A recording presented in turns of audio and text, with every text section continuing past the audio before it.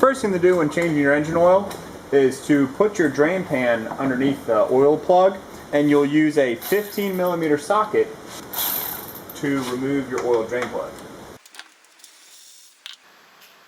And then you let that drain out. Then what you'll do is you'll grab a oil filter wrench, these little pliers here, and you'll go ahead and remove the oil filter.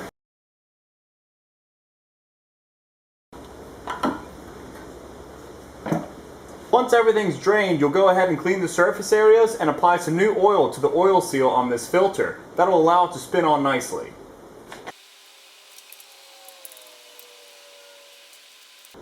Then go ahead and put your oil drain pan plug back in. If you have a little washer or seal for it, you can put that on at this time too. Then using your 15mm, go ahead and snug it up.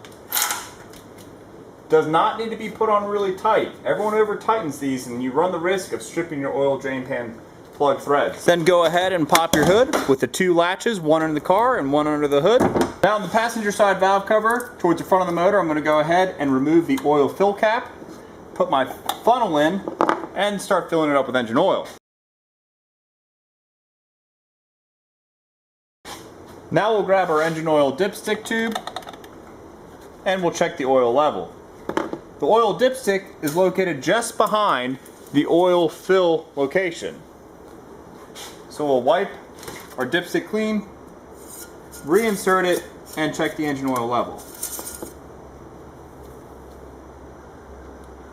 So right now we are in the middle of the safe spot, so I'm going to go ahead and start this engine up before we add our last quart of oil.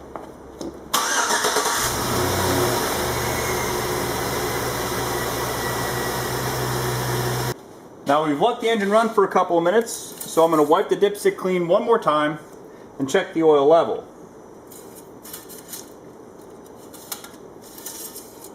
So I'm going to pull the dipstick out, check the oil level. We're just underneath the full mark, and that's happy. I'm good to see that there. So the next thing to do is reset the check engine oil service light. The first thing you'll do is you'll take the key and put the key into the on position.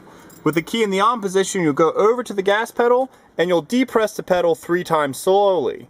1, 2, and 3. Once you've done that, your oil life reset message will show up and you'll be able to turn your key back to the off position and start the vehicle one more time, and you will see that you no longer have your engine oil relife set.